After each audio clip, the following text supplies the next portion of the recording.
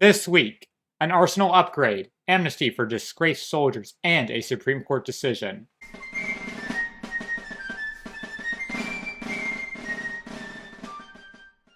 First thing this week is on the 6th. Major General Joseph Hooker, wishing to improve the combat ability of the Army of the Potomac, finds it best to have an influx of new and more modern weapons.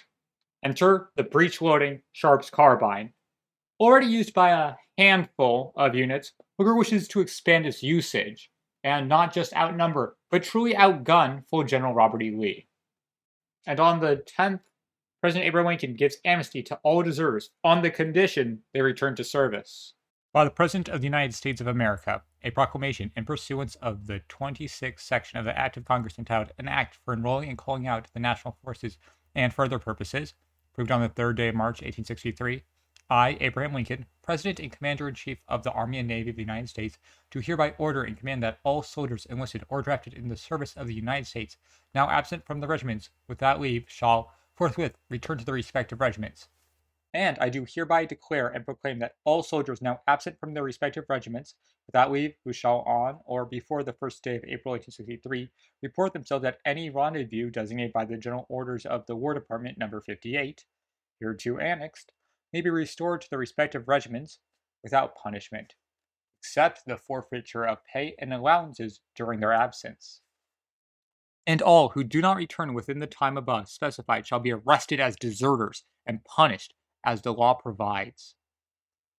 And whereas evil-disposed and disloyal persons at sundry places have enticed and procured soldiers to desert and absent themselves from the regiments, thereby weakening the strength of the armies and prolonging the war, giving aid and comfort to the enemy, and cruelly exposing the gallant and faithful soldiers remaining in the ranks to increased hardship and danger, I do therefore call upon all patriotic and faithful citizens to oppose and resist the aforementioned dangerous and treasonable crimes, and to aid in restoring their regiments all soldiers absent without leave, and to assist in the execution of the Act of Congress for enrolling and calling out the national forces, and for other purposes, and to support the proper authorities in the prosecution and punishment of offenders against said act, and in suppressing the insurrection and rebellion. In testimony whereof I have hereunto set my hand, done at the city of Washington, this 10th day of March, A.D. 1863, and of the independence of the United States, the 87th. Abraham Lincoln, by the President, Edwin M. Stanton, Secretary of War. Then there is that Supreme Court decision. Ever since 1861, the Union has held a blockade around Confederate-held ports.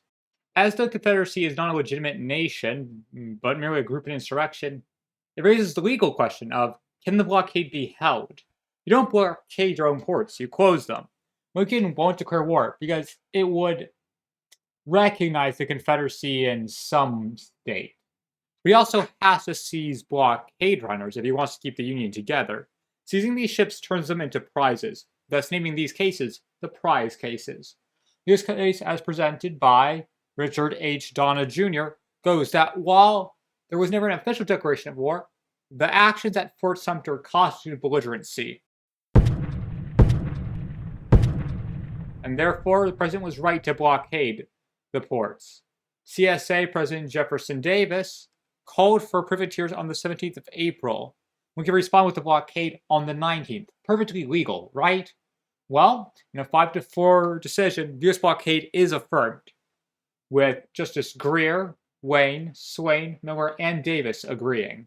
War has been well defined to be that state in which a nation prosecutes its rights by force. The parties belligerent in a public war are independent nations, but it is not necessary to constitute war that both parties should be acknowledged as independent nations or sovereign states. A war may exist where one of the belligerents claims sovereign rights as against the other. If war be made by invasion of a foreign nation, the president is not only authorized but bound to resist force by force. He does not initiate the war, but is bound to accept the challenge without waiting for any special legislative authority. And whether the hostile party be a foreign invader or states organized in rebellion, it is nonetheless a war, although the declaration of it be unilateral. It is not the less a war on that account, for war may exist without a declaration on either side is so laid down by the best writers on the law of nations. Declaration of war by one country only is not a mere challenge to be accepted or refused at pleasure by the other. The dissent is led by Justice Samuel Nelson, along with Taney, Cameron, and Clifford. Though a solemn declaration or previous notice to the enemy be now laid aside, it is essential that some formal public act proceeding directly from the competent source should announce to the people at home their new relations and duties growing out of a state of war, and which should equally apprise neutral nations of the fact, to enable them to conform their conduct to the rights belonging to the new state of things. Such an official act operates from its date to equalize all hostile acts, in like manner as a treaty of peace operates from its date to annul them.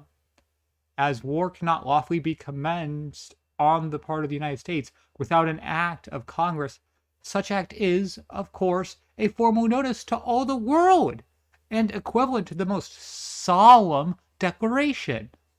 Then there is Sickles. As a corps commander, he is in the high circle. But let's look at his corps, shall we? 1st Division, 1st Brigade is Brigadier General Charles K. Grahams, leading a brigade of Pennsylvanians. 2nd Brigade is Brigadier General John H. Hobart Ward. 3rd Brigade is a Colonel, Samuel B. Hayman. The original commander is Brigadier General David B. Birney. 2nd Division is led by a Major General, Hiram Berry.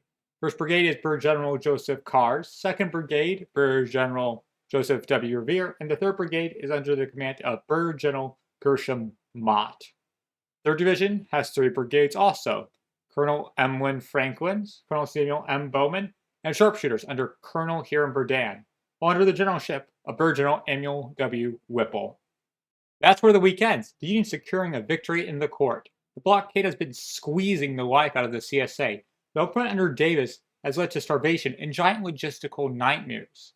The price of bread has skyrocketed, and supplying the army, even when done successfully, is only done with half of what was requested, as opposed to the Union, who has a strong supply network using railroads and giant roads.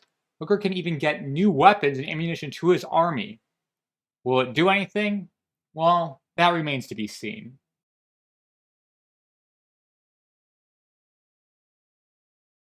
Hello, it's the entire Civil Week by Week team here, and I would like to take the time to thank my patrons: Rick, I'm not going to try to pronounce your last name anymore, Sam Aronow, John Fox, and Kevin Mack. Your guys' support means the world to me. I would also like to thank everyone who watches whatever I do. Around now, you should be seeing recommended video, playlist, and subscribe. And I would recommend anyone to watch more of this so you can try to understand my gobbledygook.